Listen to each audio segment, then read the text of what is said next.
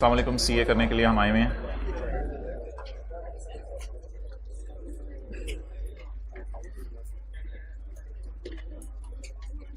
यार ये कोई तरीका नहीं कि क्लास के बाद आप आगे कह रहे हो आज भी जोहर के बाद बुलाएं, यानी रोजाना ही आप लोगों को आदत पड़ गई है। तो जब आप कहते हैं भी मेरे से भी इनकार नहीं होता।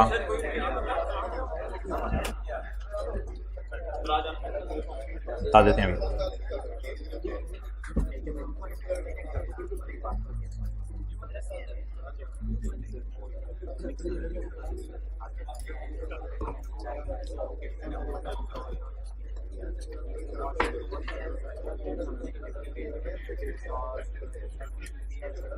Page number 240।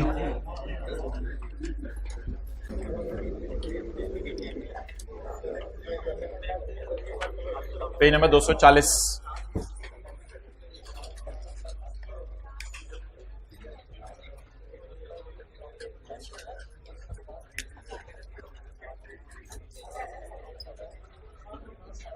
खामोश, ये बना लें साथ साथ। 240।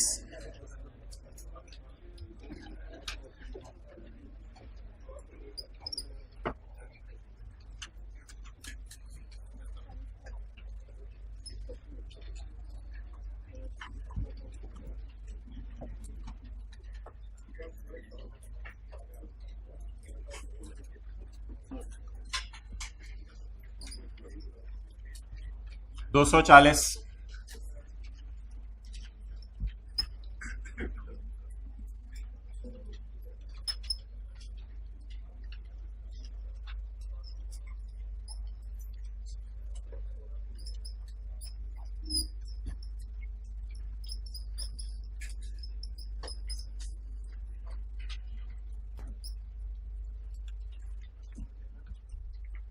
Question number 12।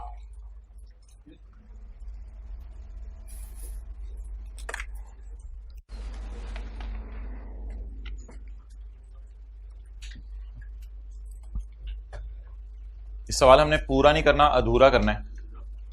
The draft financial statements the draft statements of financial position as 31/12/2016 of 3 companies are set out below.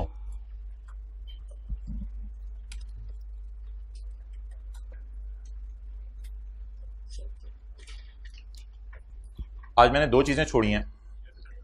अच्छा जी, तो सवाल को शुरू करते हैं। और एक चीज आज सवाल में देखें, पी एंड एस बल्कि A B both are already using revaluation model. ये ऑलरेडी रिवैल्यूएशन मॉडल यूज कर रहे हैं। तो फिर एक्विजिशन डेट पे वो जो एसेट्स को हम रीवैल्यू करते थे उसमें एसेट डेबिट करके सरप्लस क्रेडिट करना वो नहीं करना पड़ेगा, क्योंकि एसेट डेबिट ऑलरेडी हो चुका होगा। ऑलरेडी ये कौन सा मॉडल यूज करें? ये लाइन ऊपर ना भी लिखी होती तो नीचे रिवैल्यूएशन सरप्लस का लफ्ज तो लिखा हुआ है ना। तो इसको आप ट्रीट करें जस्ट लाइक कैपिटल रिजर्व। वो आरी के नीचे कैपिटल रिजर्व नहीं पड़ा हुआ था, बहुत पुरानी बात होगी अब तो। जस्ट लाइक कैपिटल रिजर्व इसे ट्रीट करें। हालांकि ये सरप्लस है लेकिन जस्ट लाइक कैपिटल रिजर्व इसे ट्रीट करें। ये ऑलरेडी किताबों में नजर आ रहा है। तो पेज नंबर 240।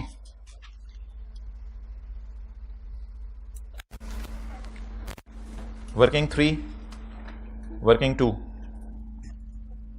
एंड वर्किंग 3.1, 2.1 ये जरा नोट कर लें। और एसोसिएट की सारी चीजें वर्किंग 7 में जाती हैं, वो देख लेते हैं।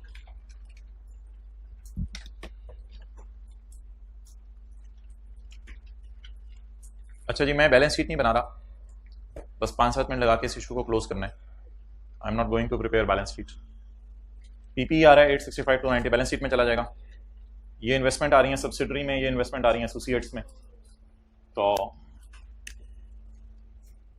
सब्सिडरी की कितनी है और एसोसिएट की?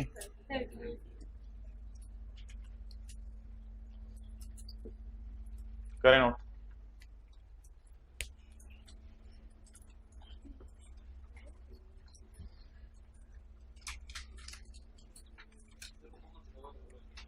होमवर्क के सवाल में, होमवर्क का सवाल वो जो क्वेश्चन नंबर 11 था, ठीक है। 80-90% हो गया था। अच्छा ठीक है, कर लेते हैं डिस्कस। करें जी नोट, आधा मिनट मैं और दे सकता हूँ, इससे ज्यादा नहीं।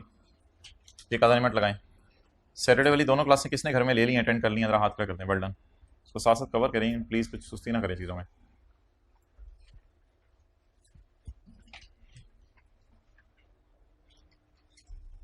ओके अच्छा, मैं सारी चीज़ें बस शो नहीं करा, मेन अब सवाल हम शुरू करते हैं। शेयर कैपिटल है, आपको पता है कहाँ जाते हैं, करंट एसेट्स कहाँ जाते हैं। मुझे बस ये बता दें ये क्या है। ये है पेरेंट, तो ये PRE कितना 650। SRE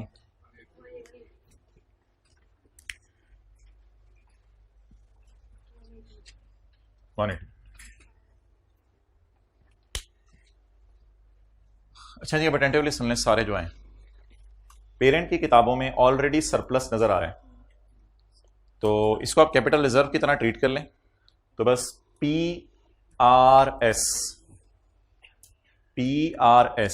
लेकिन ऑब्वियसली P को दूसरों का सरप्लस भी चाहिए होगा, इसलिए फिर आप PRS की बजाय कंसोलिडेटेड रिवैल्यूएशन सरप्लस, CRE की जगह कंसोलिडेटेड रिवैल्यूएशन सरप्लस। इसमें P का revaluation surplus 200,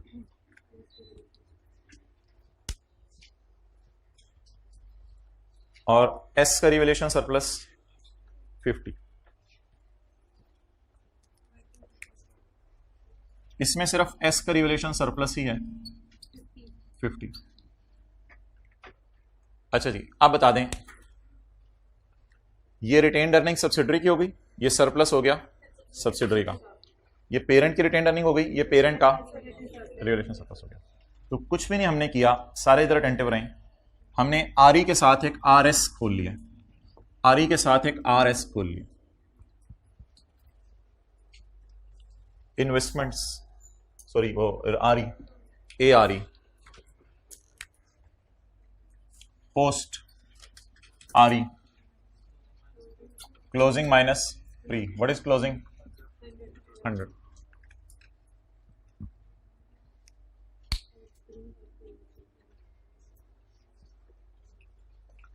closing revaluation surplus,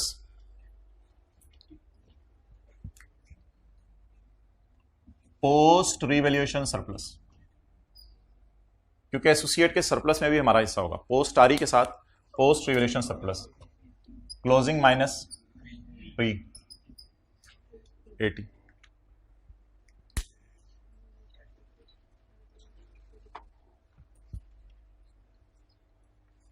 क्या हुआ है, एक मिनट इधर देखें, कुछ भी नहीं हुआ। RE की जगह RS, RE की जगह नहीं, RE की तरह, RE की तरह RS, RE की तरह RS, RE की तरह, बस अब इनके प्री उठा लें और सवाल खत्म। अब ये सरप्लस को मैं एसेट अकाउंट में क्यों डेबिट करा, क्योंकि ऑलरेडी सरप्लस किताबों में आ रहा है, तो एसेट डेबिट हुआ है ना, तो अब डबल एंट्री तो नहीं करनी, एक एक दफा उठाने। आगे चलें जी। द REs वर इतने ऑन एक्विजिशन डेट 70 एंड 20। 70 किसकी है,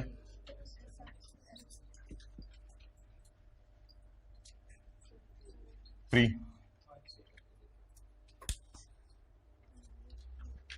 एसोसिएट की कितनी है RE, प्री। चलें ठीक है, इसको कर लेते हैं, चलें करानी एंट्री करा दें। 24 कहां जाएगा, 24।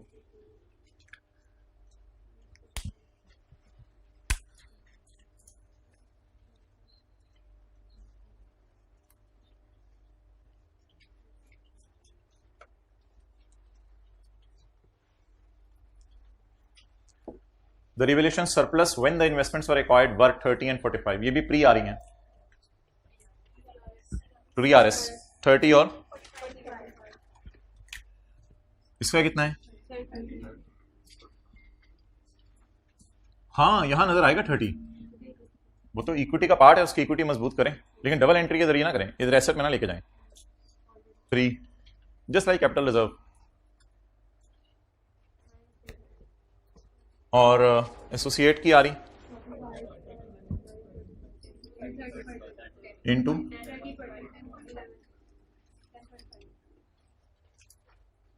डबल एंट्री बताएं 10.5 की। ओहो, CRE में क्यों लेके जाना है? कंसोलिडेटेड रिवैल्यूएशन सरप्लस में ले जाएं। किसका? एसोसिएट का RS।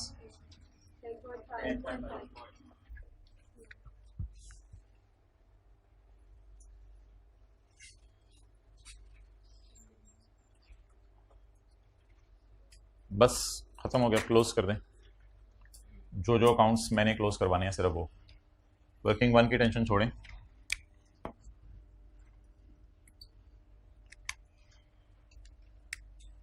ये कहां चला जाएगा?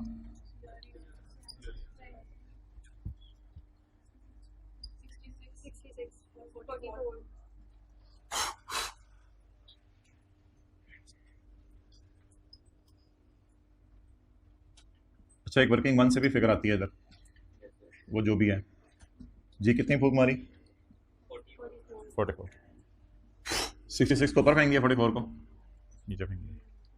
नेक्स्ट, इसको क्लोज करें इसी की तरह। बोलें कुछ? Consolidated revaluation surplus. याद रखिएगा पेरेंट का भी हिस्सा होता है सब्सिडरी में, और एसोसिएट का भी, वो सॉरी इमरान खान का भी।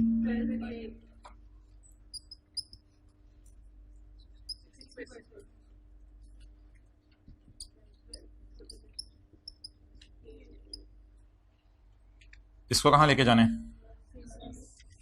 CRS।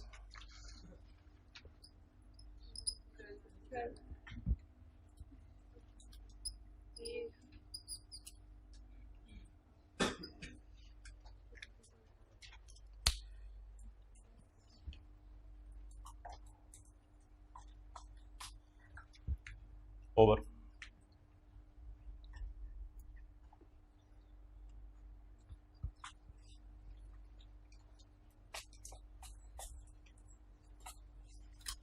इन द एंड देखें क्या हुआ है।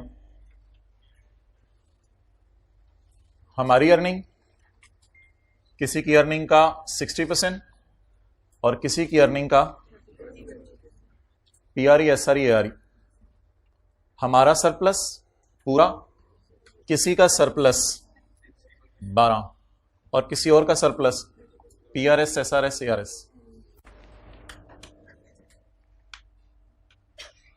अब ये फिगर बैलेंस शीट के फेस पे चली जाएगी कंसोलिडेटेड रिवैल्यूएशन सरप्लस के नाम से।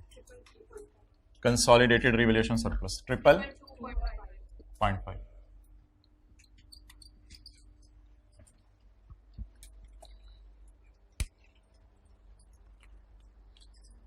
वर्किंग 7 में मैंने आपको लास्ट क्लास में नई चीज बताई थी, मुझे जरा कंफर्म कर दें दोबारा, ये क्या नई चीज है? Post revaluation surplus. और पोस्ट कैपिटल रिजर्व भी कोई आ सकते हैं, क्लोजिंग माइनस प्री बस कर देंगे।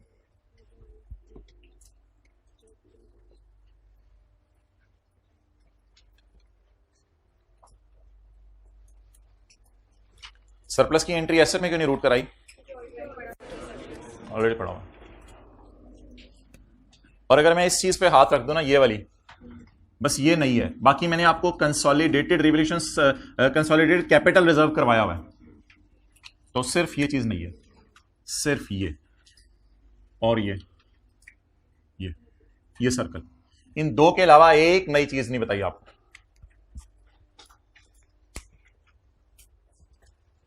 इसमें किसका सरप्लस किस को दे दिया?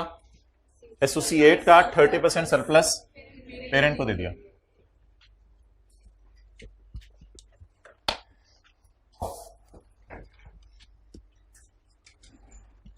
बाकी दिल में आया तो ये सवाल उधर ही रखो, कैम घर जाके कर लीजिएगा पूरा, इट्स अप टू यू।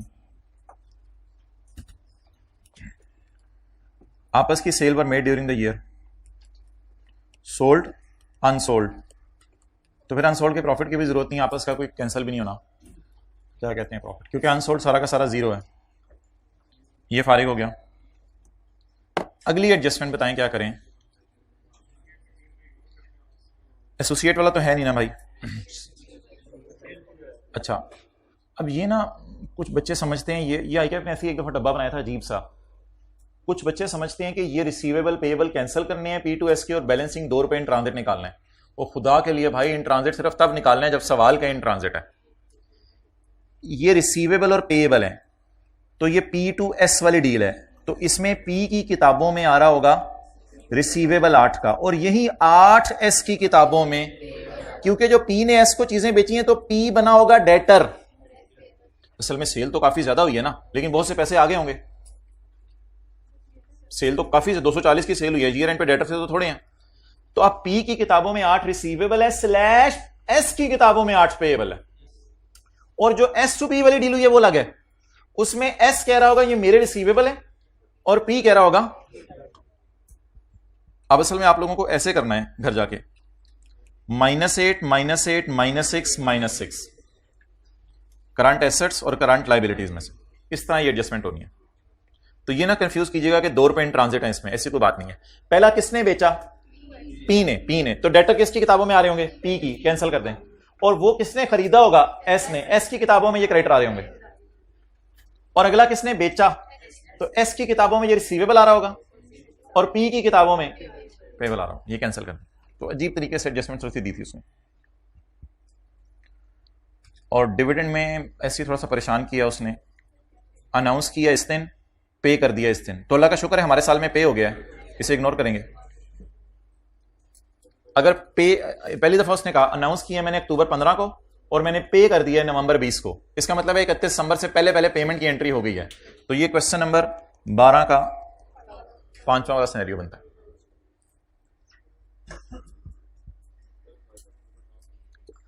अगर हमारे साल में पेमेंट ना होती तो डिक्लेयर का मतलब मैंने कहा था, अगर ये रिसीवेबल पेएबल लिखा हो तो फिर तो और बात है, वरना डिक्लेयर के लफ्ज से पेड ही अज्यूम करेंगे। लेकिन ये हमारे साल में ही अनाउंस हो गया, हमारे साल में ही पे हो गया, तो इज इट रिसीवेबल पेएबल और इट इज पेड? तो पेड क्वेश्चन 12 के 5 की तरह इग्नोर करेंगे। अच्छा, इसके बाद क्वेश्चन नंबर 10 निकालें, फिर 11 की तरफ मैं आता हूं जो आपका मसला है।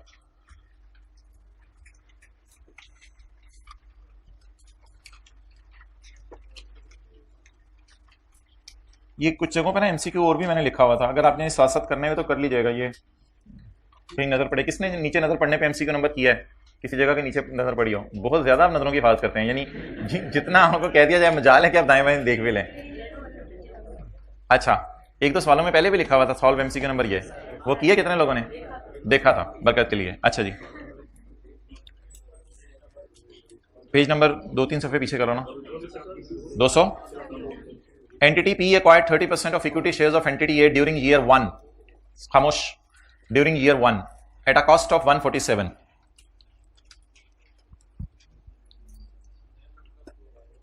नया चैप्टर अभी शुरू होने लगा है। Working 7, investment in associate at cost कितना जी? When the fair value of net assets of entity A was, when the fair value of net assets was, however, after 5 years, the net assets of entity A were 6 lakh. Net assets कहते हैं assets minus liabilities को, और asset minus liabilities is called as equity. 1, 2, 3, 4, 5 years. Share capital and retained earning is equal to net assets. हाँ, वो book value of net assets, सही कह रहे हो। Year 1, 2, 3, 4, 5. It is closing. It is pre. Entity B acquired 30% of shares in entity A during the year when the fair value of net assets was 350. At 31 December 5, the net assets were 600. It is closing आ रही, जो मुझे missing है सवाल में, that is pre आ रही, that is pre आ रही। क्या करूं अब? पोस्ट क्लोजिंग माइनस प्री कैसे निकालूं? भाईजान शेयर कैपिटल नहीं बदलता कंपनीज का, सेम रहता है। अगर शेयर कैपिटल उधर 100 है तो इधर भी 100 है। नहीं, पोस्ट पैट नहीं ले सकते, पोस्ट पैट नहीं ले सकते। असल में पोस्ट पैट तब लेना है, मैंने कहा था जब फॉर द ईयर टाइप सवाल हो। ये तो 5 सालों की आरी आनी है, पोस्ट पैट तो 1 साल का होगा। तो वो जो पोस्ट पैट नई अप्रोच है ना, वो तब यूज करनी है जब करंट ईयर में एक्विजिशन हो। ये तो एक्विजिशन कितने साल पहले भी है, 5 साल पहले भी है। तो आप बताएंगे क्या करूं मैं? शेयर कैपिटल को 0 0 एज्यूम कर लें, तो भी ये आरी बैलेंसिंग आ जाएगी 600 और 350। शेयर कैपिटल को 10-10 रुपए एज्यूम कर लें तो ये 590 आ जाएगी, वो 300, उनका डिफरेंस लेंगे तो जवाब वही आना है। तो जो मर्जी आ रही है एज्यूम, जो मर्जी शेयर कैपिटल एज्यूम कर लें, इसमें कोई फर्क नहीं पड़ेगा। तो बेहतर है कि छोड़े पर ऐसे assumptions लेने की जरूरत नहीं। सर कैसे शेयर कैपिटल जीरो है, अब मैं क्या करूं, डाटा नहीं अवेलेबल, तो मैं क्या करूं? नहीं फिर भी सर कैसे शेयर कैपिटल जीरो है? चलो जीरो ना लो, बराबर तो है ना, बस अब क्या करें, 600 minus zero balancing, 350 minus zero 350। What is closing RE, what is pre RE, multiplied by 7%।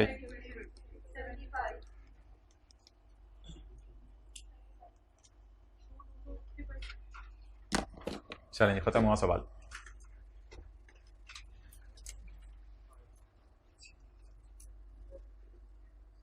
Net assets is equal to equity and equity is equal to share capital plus RE, unless के कोई revaluation surplus आ रहा हो या general, वो फिर है ही नहीं सवाल में।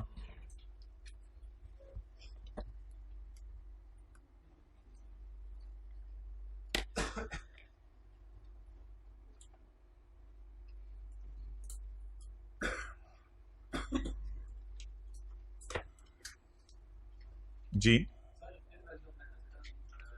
हाँ, रिवैल्यूएशन सरप्लस ना एसोसिएट वाला हमारे सिलेबस में नहीं है, उस समय वो आएगा नहीं, बस उसने fair value of net assets लिख दी, फिर सरप्लस अगर कोई होता तो देता, लेकिन एसोसिएट वाला रिवैल्यूएशन सरप्लस हमारे सिलेबस में नहीं है। बिल्कुल आपकी बात सही है, fair value of net assets में रिवैल्यूएशन सरप्लस भी आना चाहिए।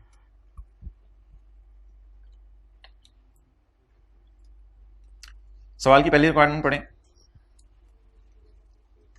What would be must be included in in financial statements. Financial statements में क्या आ जाएगा, फाइनेंशियल स्टेटमेंट तो बैलेंस शीट भी आती है कंसोलिडेटेड, और फाइनेंशियल स्टेटमेंट्स में तो P&L भी आता है।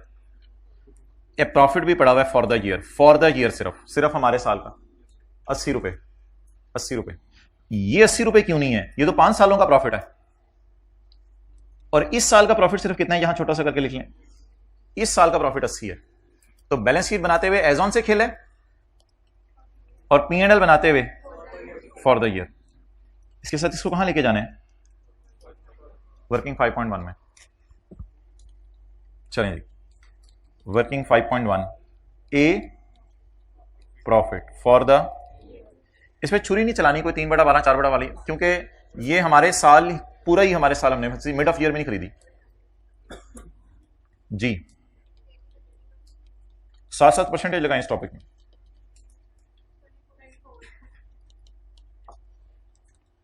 E24 कहां चला जाएगा, पीबीटी से ऊपर, एक लाइन पीबीटी से, share of profit from associate.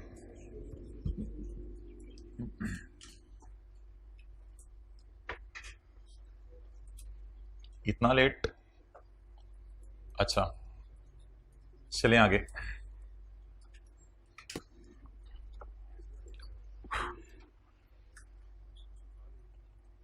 बताओ जी, होमवर्क के सवाल में क्या मसला था? क्वेश्चन नंबर 11 को किसने हाथ डाला था, हाथ खड़ा करें, वेल डन।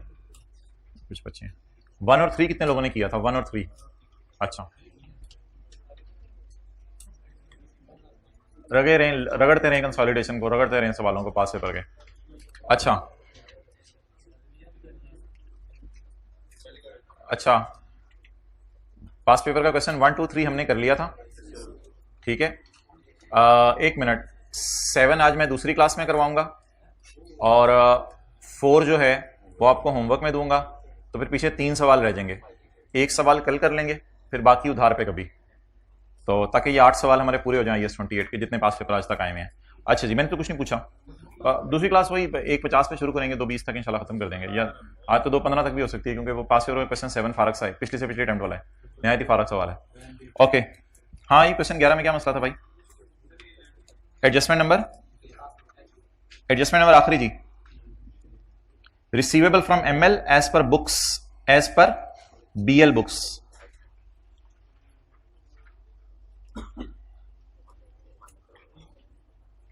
रिसीवेबल आ रहा है BL की बुक्स में, रिसीवेबल आ रहा है BL की बुक्स में कितना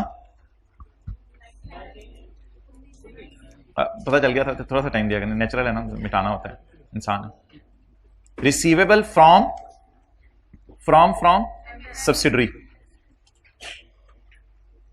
अच्छा नेक्स्ट, इसमें कोई payable to BL as per ML books, payable to BL as per, या हाईलाइट करें, payable as per ML books, highlight करके जरा पढ़ें, मुझे बताएं पेबल एज पर, समझ आ रहा है? Payable as per ML books, ML की बुक्स में कितना पेबल है? चुप भाई चुप, बस दोनों को कैंसिल कर दें।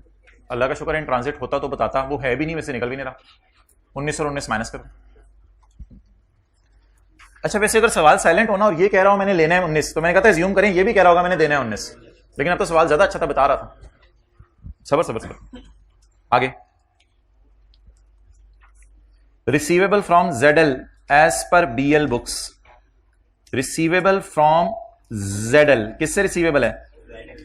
इन द बुक्स ऑफ कितना? 10। पेरेंट ने दूसरी बीवी से लेना है 10, दूसरी बीवी कह रही है हाँ हाँ सरताज मैंने देना है, पेएबल टू BL 10, लेकिन ऑब्वियसली इन चीजों को तो हमने काट दिया होगा, तो अब कैंसिल कैसे करें? 10 को पड़ा रहने दें।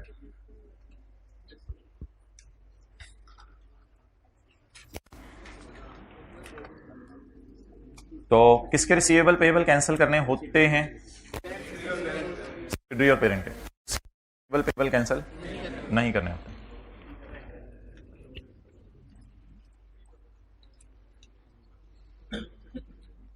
दिल नहीं कर रहा छोड़ने को। अच्छा तो मैंने आपको क्या कहा है? आए जरा पास पेपर्स में 1 to 3 इज डन। 4 में आए जरा, पेज नंबर 256। नहीं आए ना जरा 4 में। अच्छा आए, वहां कुछ चीजें आपको लिखवानी है। हाँ जी एक मिनट भाई चुप कर जाओ, उनसे बोले। हाँ जी क्वेश्चन कौन सा? हाँ जी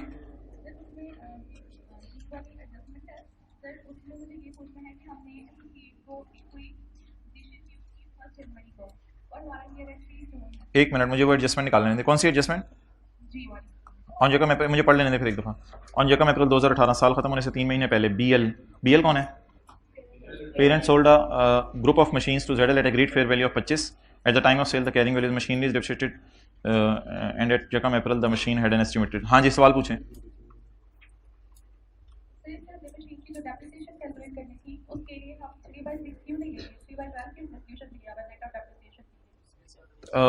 देखें जब आप लाइफ डिवाइड करते हैं ना 3 से, तो वो डेप्रिसिएशन आती है पूरे साल की।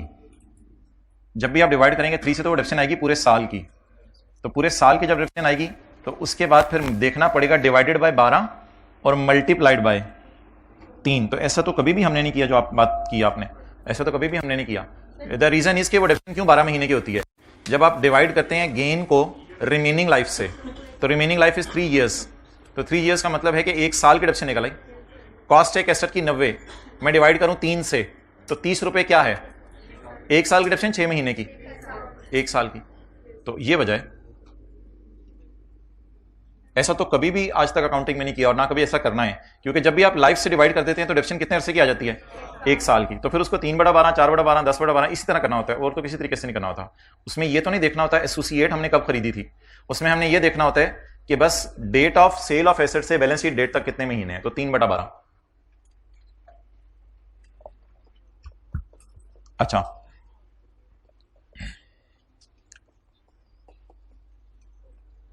पास पेपर क्वेश्चन नंबर 4। एक आपने इग्नोर एडजस्टमेंट को,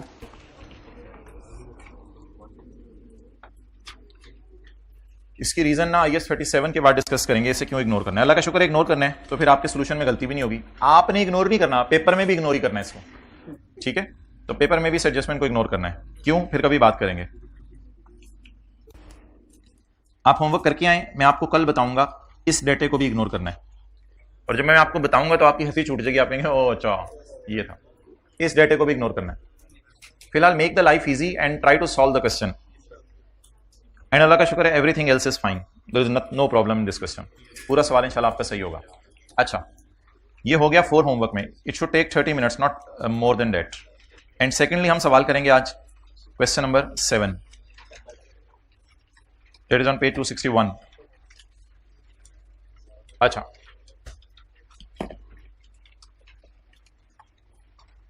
एक छोटी सी एडजस्टमेंट है,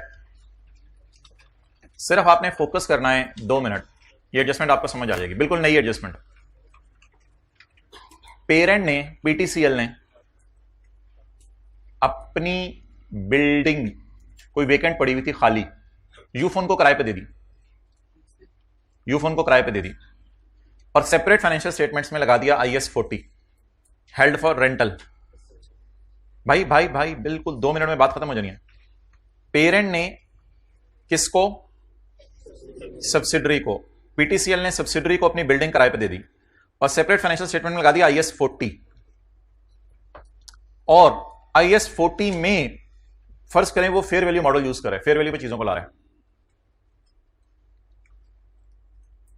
कंसोलिडेशन का स्टैंडर्ड कहता है इसको IS 16 में ले जाओ, इस पे IS 40 नहीं लगेगा, क्योंकि ये बिल्डिंग किराए पे नहीं दी हुई। अब तुम दोनों एक हो, अगर तुम दोनों एक हो तो ये this building is not on किराया, IS 40 लग ही नहीं सकता। पेरेंट तुम क्या नोट दोगे कि मैंने बीबी को बिल्डिंग किराए पे दी हुई है, तो तुम तो एक हो गए हो, कंसोलिडेशन शुरू हो गई है। अब तुम IS 40 लगा ही नहीं सकते। IS 40 होता है प्रॉपर्टी को किसी को आपने रेंट पे दिया हुआ है, और भाईजान किसको रेंट पे दिया हुआ है? वो मेरी बीबी। और भाईजान फिर कौन सा IS 40? But separate financial statement में you will apply IS 40, but in consolidated financial statement पर IS 40 अप्लाई नहीं करेंगे, IS 16 अप्लाई करेंगे। पहली एंट्री बताएं क्या करेंगे? जल्दी जल्दी जल्दी जल्दी जल्दी। IS 16 debit, IS 40 credit. इसके बाद सबर सबर सबर, पीटीसीएल ने सेपरेट फाइनेंशियल स्टेटमेंट्स में लगाया होगा, पीटीसीएल ने सेपरेट फाइनेंशियल स्टेटमेंट्स में लगाया होगा फेयर वैल्यू मॉडल। तो IS 16 में तो रिवैल्यूएशन मॉडल उसे कहते हैं। अगर सवाल कहेगा तो हम लगा देंगे, वरना IS 16 वाला फिर कॉस्ट मॉडल यूज हो रहा होगा। तो फिर IS 16 में अगर कॉस्ट मॉडल आप लगाना चाहेंगे तो पहला ये होगा कि IS 40 वाला गेन उल्टाएं, IS 40 वाला गेन या लॉस उल्टाएं और IS 16 वाली डेप्रिसिएशन रिकॉर्ड करें। तो 2 एडजस्टमेंट्स और करनी पड़ेंगी, other income debit, investment property credit. ये गेन रिकॉर्ड कर रहा हूं या गेन रिवर्स कर रहा हूं? ये करने से IS 40 वाली एडजस्टमेंट उड़ जाएगी किताबों से। अब मेरे ख्याल से इन्वेस्टमेंट प्रॉपर्टी में नहीं पड़ा, अब पीपीई में पड़ा, जैसे मर्जी कर लें आप। अब तो वो चीज आप पीपीई में ले गए हैं ना, तो बेहतर है पहले पीपीई में ले जाइएगा, फिर उल्टा दीजिएगा चीजें। तो अगर आप लोगों ने समझ रहे हैं बात ना, ये एंट्री पहले भी की जाती है, पहले गेन उल्टा के पीपीई में ले जाएं या पहले पीपीई में ले जाएं बाद में गेन उल्टा दें, वो आपकी मर्जी है, कोई मसला नहीं। इंशाल्लाह भी एंट्री के साथ करेंगे। और आखिरी एंट्री, अब वो पढ़ाई पीपीई में हुआ ना, तो इसलिए मैंने गेन फिर पीपीई से उल्टा दिया। और आखिरी entry depreciation debit, PPE credit. ये पेरेंट की बिल्डिंग है, ठीक है। नहीं, ये डेप्रिसिएशन फॉर द ईयर तो नहीं होगी, अगर बैलेंस शीट बन रही होगी तो ये आज तक की होगी। तो बहरहाल IS 40 में से IS 16 में लेके जाने के लिए पहला स्टेप IS 16 में ले जाएं, दूसरा स्टेप IS 40 वाला गेन उल्टाएं, IS 40 को रिवर्स करें और IS 16 को रिकॉर्ड करें। डेटा मैं आपको पेश करने लगा हूं, आप लोगों ने एडजस्टमेंट करके दिखानी है। ये एडजस्टमेंट कर लेने के बाद इस सवाल में कुछ भी नहीं रह जाएगा, बाकी सवाल हमारा बच्चों वाला होगा, वो हम इंशाल्लाह आधे घंटे में कोशिश करेंगे खत्म कर लें। किसने किसको क्या किराए पे दिया हुआ था? पेरेंट ने सब्सिडरी को अपनी कोई बिल्डिंग किराए पे दी हुई थी फॉर रेंटल, IS 40 लगाया हुआ था।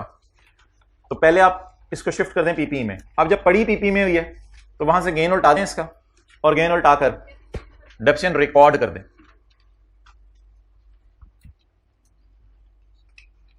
पेरेंट की फाइनेंशियल स्टेटमेंट्स कितने में नजर आ रही है? इन्वेस्टमेंट प्रॉपर्टी 650 पे, यहां से क्रेडिट करके यहां डेबिट कर दें, करें जी, इधर से निकाल के इधर ले जाएं। हाँ जी, ये जो दोनों ये पिछले सारे सालों की एंट्रीज होंगी, लेकिन हमारे सवाल में data he for the year. जब अगर बैलेंस शीट बन रही है तो पिछले सारे सालों की एंट्रीज होंगी। क्या किया है इस तरह की कोई रिक्लासिफिकेशन आप IAS 40 में भी पढ़ते थे शायद, यहां ट्रांसफर की कोई नाम से, तो उसी टाइप की कोई चीज समझ लें। अच्छा नेक्स्ट, ऑन यकम जनवरी 22 हमारे साल का पहला दिन नहीं, छठा महीना का स्टार्ट, यकम जनवरी 22 हमारे साल के मिड में HL ने परचेज किया इन्वेस्टमेंट प्रॉपर्टी जिसकी लाइफ कितने साल है 30 इयर्स, और खरीदी कितने की है? तो किताबों में क्यों 650 की आ रही होगी? और भाईजान खरीदी 600 की है, किताबों में क्यों 650 की आ रही होगी? 600 वाली चीज को 50 का गेन रिकॉर्ड करके फेयर वैल्यू पे ले गए होंगे। And rented out to subsidiary on the same date for 4 million per month.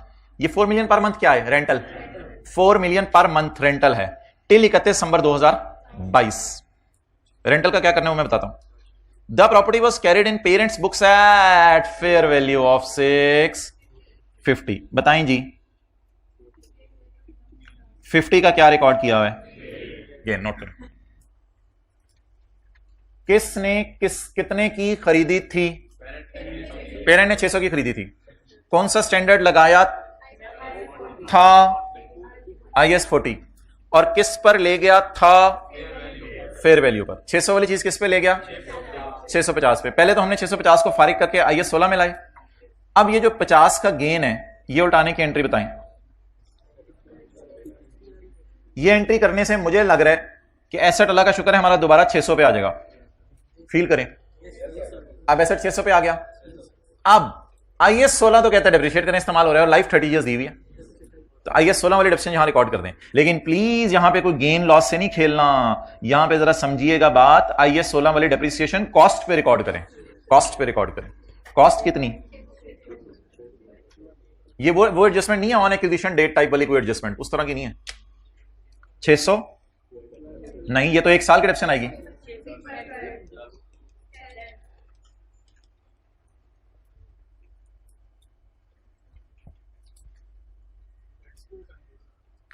Ji 1 minute.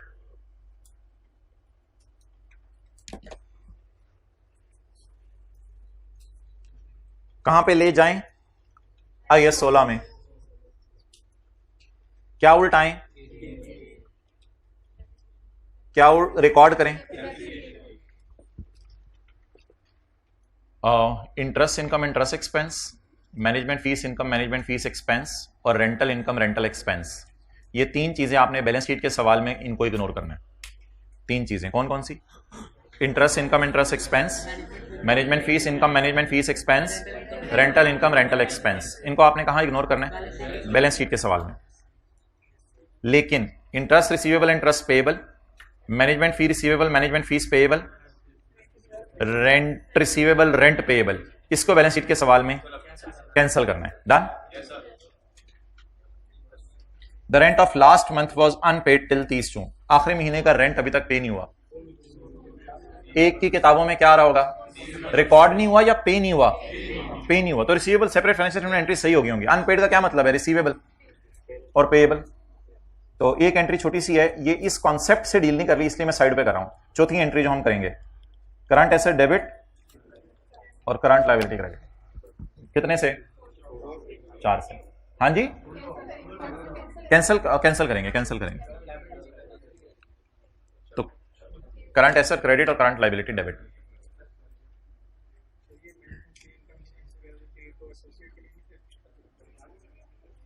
मैं बैलेंस शीट के सवाल की बात कर रहा हूं। वो एसोसिएट के सवाल P&L के मुंह पे भी कैंसिल नहीं करने होते। इधर P&L के मुंह पे तो कैंसिल करने हैं ना। मैं बैलेंस शीट के एंगल से बात कर रहा हूं। ओके, अब तसल्ली से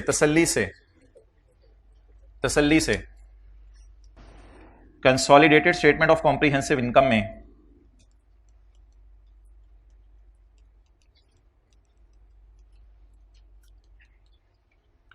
इसमें मुझे बताएं क्या क्या चीजें करनी है। नंबर 1, पहली एंट्री PPE डेबिट और इन्वेस्टमेंट प्रॉपर्टी, इस एंट्री का बैलेंस शीट से ताल्लुक है। दूसरी entry other income debit, CRE type चीज है, डोंट हिट वर्किंग 5। अगली entry depreciation debit, depreciation debit. 4 रुपए कैंसिल नहीं होंगे, 4 ज़रब 6, 4 ज़रब 6। P&L के मुंह पे इनकम एक्सपेंस कैंसिल होते हैं, बैलेंस शीट के मुंह पे रिसीवेबल पेएबल। P&L के मुंह पर इनकम एक्सपेंस कैंसिल होते हैं, बैलेंस शीट के मुंह पर कैंसिल करें। 4 ज़रब 6। इसने एडमिन एक्सपेंसेस में खर्चा डाला होगा और इसने अदर इनकम में रेंटल इनकम डाली होगी, तो ये एडजस्टमेंट होगी। Do not hit working 5, working 5 को हिट कोई भी नहीं एडजस्टमेंट करेगी। आज क्या सीखा पेरेंट और सब्सिडरी के बारे में? पहले एक बात पेरेंट सब्सिडरी के बारे में क्या सीखा? बैलेंस शीट में rent receivable rent payable cancel होने हैं और P&L में रेंटल इनकम और रेंट एक्सपेंस कैंसिल होने हैं। अच्छा, ये मैं क्या कर रहा हूं? IS 40 को खत्म कर रहा हूं, खत्म माइनस। ये मैं क्या कर रहा हूं? IS 16 को। ये कंसोलिडेशन की मशहूर जमाना एडजस्टमेंट है। इस तरह की एडजस्टमेंट्स 3 और हैं, आपस की सेल कॉस्ट ऑफ सेल, आपस का इंटरेस्ट इनकम एक्सपेंस और management fees income management fees expense. Expenses से P&L में खेलना है, रिसीवेबल पेएबल से बैलेंस शीट में। तो ये जी P&L के एंगल से डिस्कशन होगी।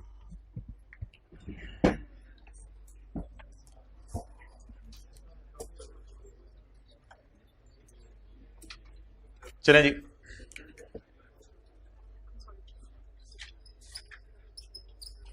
IS 37। अच्छा, ये चीजें ना टफ नहीं होती, बस आपने मुझे सुबह ही आते हैं ना कल रिवाइज कराने कि ये एडजस्टमेंट जरा एक दफा दोबारा बता दें, ये एडजस्टमेंट एक दफा दोबारा बता दें। 1-2 मिनट लगाएंगे, ये चीजें पक्की हो जाएंगी। लेकिन जो एक चीज सीखी वो जरा बता दें। Interest receivable interest payable, management fee receivable management fees payable, rent receivable rent payable, debtor creditor, ये सारी चीजें P और S में कैंसिल करनी है बैलेंस शीट के मुंह पर। लेकिन management fees management income, interest income interest expense, rental income rental expense और सेल और कॉस्ट ऑफ सेल, ये चीजें कैंसिल करनी है P&L के मुंह पर। ये P&L के मुंह पर कैंसिल करनी है। रेंटल मैंने 12 महीने का क्यों नहीं लिया?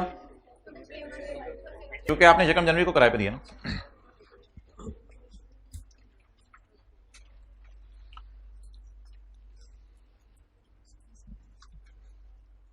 बाकी जो आपको बुलाना है देख लें, हमने थोड़े से शेयर दे दिए हैं, थोड़े से पैसे दे दिए हैं, प्री आरिस गिवन है, इम्पेयरमेंट है, एसोसिएट को खरीदा है, एसोसिएट का प्रॉफिट है और आपस की सेल है।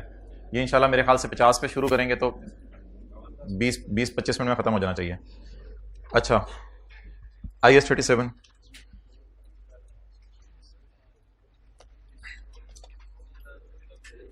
बिस्मिल्लाह जी, धन्यवाद, पता नहीं। अच्छा,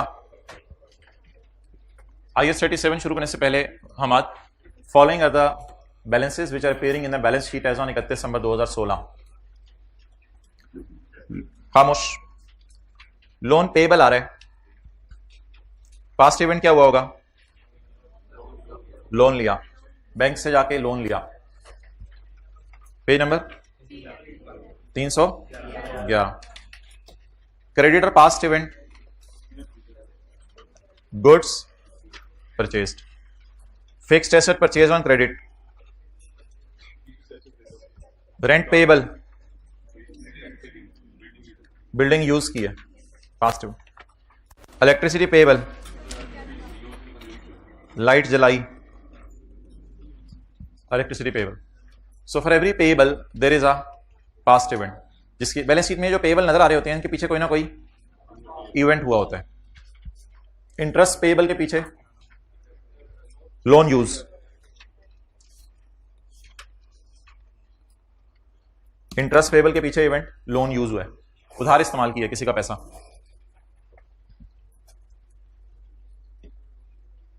ये जो लायबिलिटीज हैं इनके टाइमिंग और अमाउंट सर्टन है।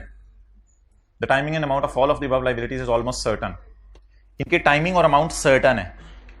लोन कब वापस करना है जी? एग्रीमेंट में लिखा हुआ है 5 साल बाद। जी कितना वापस करना है जी? जितना लिया था।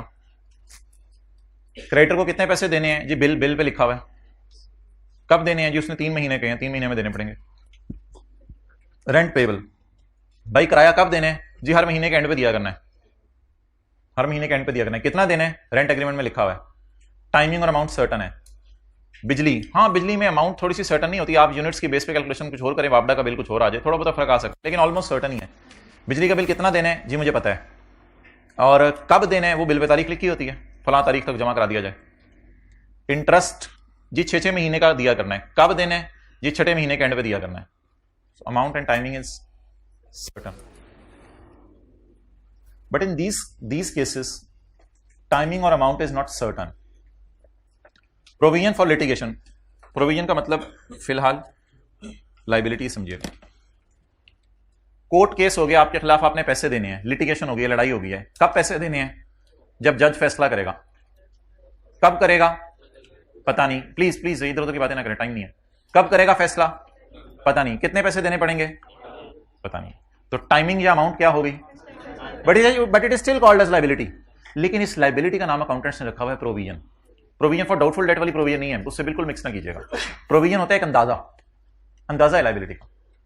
ये जो सीटीपी होता है ना, इसको लोग कहते हैं ये भी एक अंदाजा है, क्योंकि ऐसा हो नहीं सकता आप अपना टैक्स कैलकुलेट करके लेके जाएं और एफबीआर वाले को पंगा ना डालें। वो कोई ना कोई पंगा डाल के आपकी फिगर को चेंज करते हैं।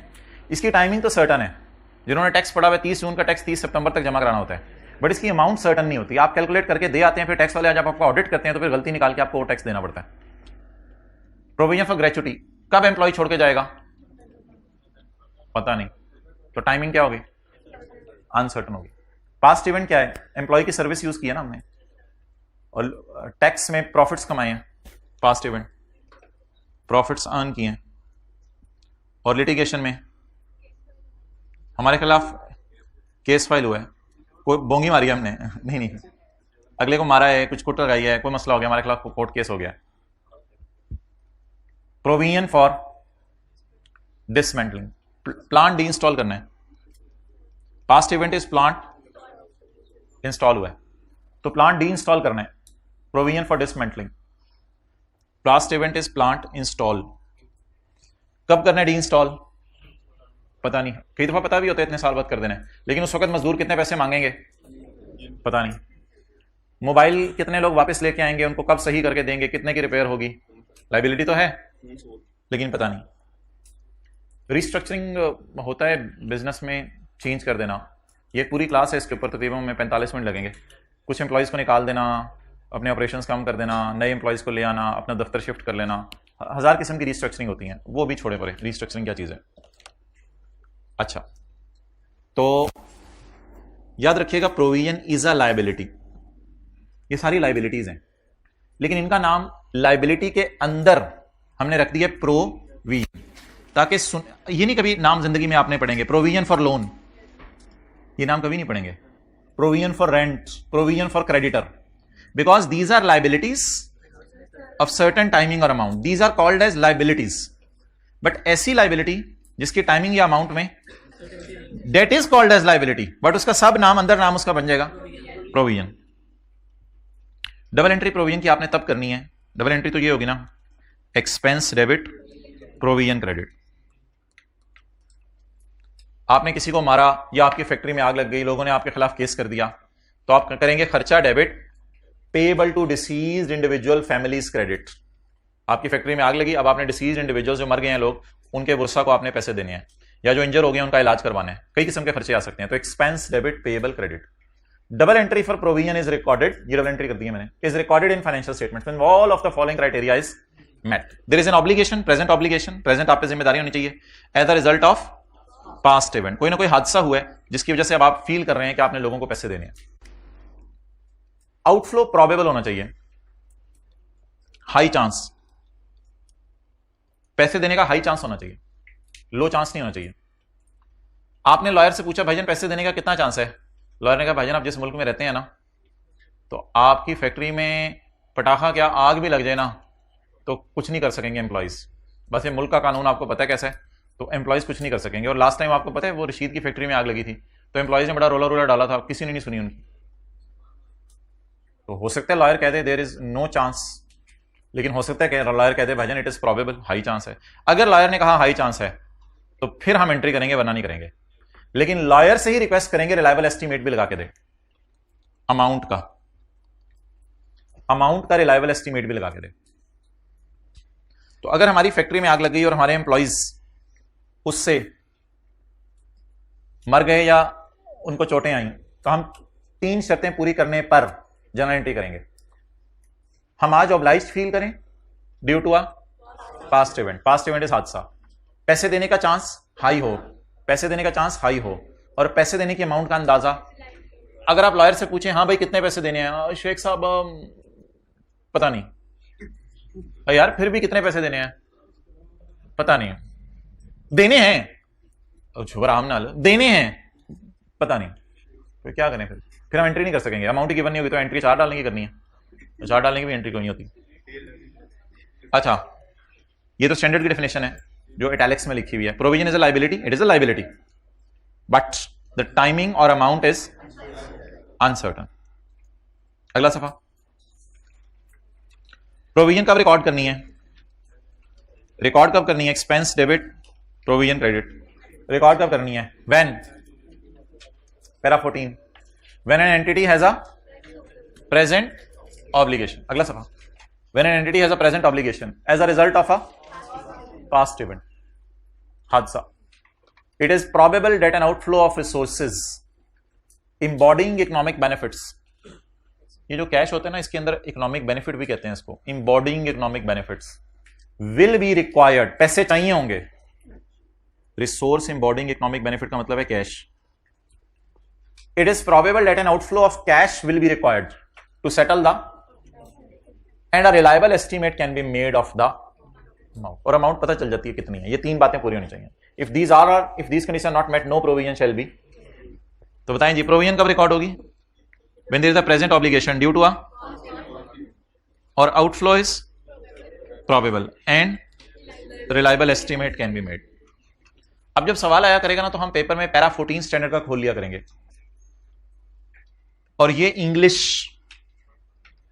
में सवाल का फिक्रा डाल के साथ साथ डिस्कस करते रहेंगे।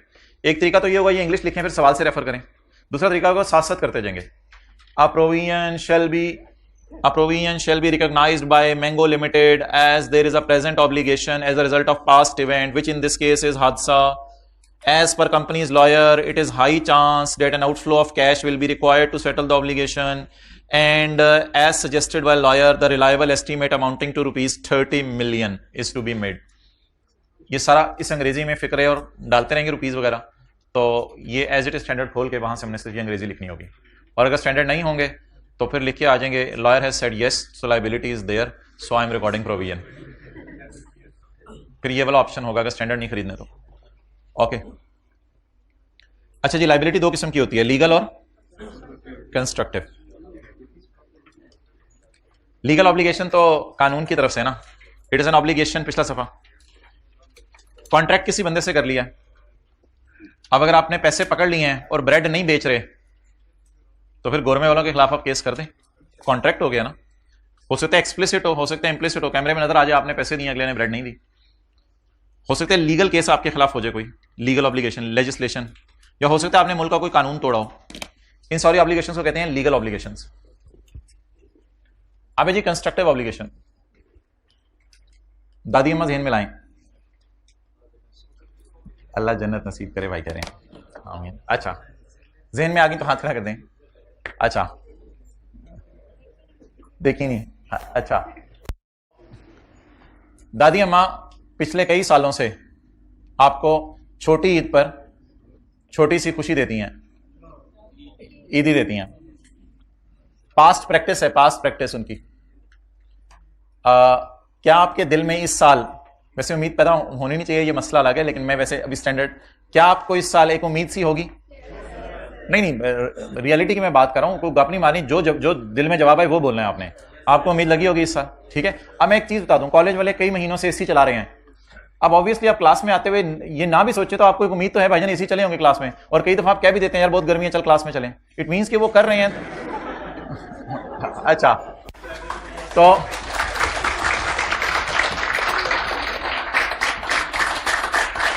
टाइम मजा आया। अब और दादी अम्मा ऑब्लाइज्ड फील कर रही होंगी, बिल्कुल दादी अम्मा ऑब्लाइज्ड फील कर रही होंगी। आपने वैसी दादी अम्मा से बातें करते करते परस में नजर मारी, दादी अम्मा को कहा दादाबू से जरा गपशप लगाएं, कुछ थोड़ा भरें इसको, ईद आ रही है। तो उधर से क्या लगी होगी, दो स्टैंडर्ड कहते हैं दोनों बातें होनी जरूरी हैं। आपके दिल में उम्मीद हो, आपके दिल का सवाल आपके अंदर हो, आपके दिल में उम्मीद हो, और अगला ऑब्लाइज फील कराओ। जब ये दोनों बातें पाई जाएंगी तो this case can not be taken to court, ये लीगल ऑब्लिगेशन नहीं है। आप ईद के दूसरे दिन जाके ये नहीं कह सकते कोर्ट में कि दादी अम्मा ने इस बार ईद नहीं दी, मैं केस करता हूं। That's why it is not legal obligation, it is a cons. ये भी स्टैंडर्ड की नजर में ऑब्लिगेशन है। एक ऑर्गेनाइजेशन है, वो कई सालों से इलाका जो है कॉन्टेमिनेट कर रही है, यानी फैक्ट्री से उनके ऐसा मटेरियल निकलता है जो मोहल्ले वालों की नालियों में और आगे पीछे बह जाता है, जिसकी वजह से लोग बीमार होते हैं। अब वो फिर हर दफा उसको साफ भी कर देती है उठा के, फौरन जैसे ही वो मादा निकले, अगर कभी गलती से इधर उधर चला जाए तो उसको वो साफ भी कर देते हैं। तो ये कई सालों से एंटिटी कर रही है, और अब मोहल्ले वालों को भी उम्मीद सी लगी हुई है कि जब भी इनकी फैक्ट्री से कोई खतरनाक मटेरियल सड़क पे या दाएं बाएं निकलेगा तो ये साफ कर दिया करेंगे। तो अब ये दोनों बातें पाई जा रही हैं। जब ये दोनों बातें पाई जा रही हैं तो ऐसी सूरत में ये ऑब्लिगेशन लीगल नहीं होगी, कंस्ट्रक्टिव होगी। हाँ, अगर उस मुल्क में लॉ है कि आपने सफाई करके देनी है, वो भी लीगल ऑब्लिगेशन होगी। लेकिन अगर वो मुल्क हमारे जैसे है, कोई मसला नहीं, खा रहा है, छिक्के रखो, सड़क या रैपर फेंको, सड़क से बड़ी डस्टबिन कौन सी है, तो आपने ऐसी सूरत के अंदर जो है वो ऑब्लिगेशन शायद रिकॉर्ड ना करें। लेकिन अगर आपने वादा कर लिया और कई सालों से ऐसा करके दे रहे हैं और अगले को दिलों में क्या उम्मीद पैदा हो गई है। अच्छा, सिमिलरली पढ़ लें पहले डेफिनेशन, एक सवाल करें पेज 312 पे जरा। G limited owned a road tanker. G limited के पास एक रोड टैंकर है, निकाल दो दूसरा पार्ट, बना दो।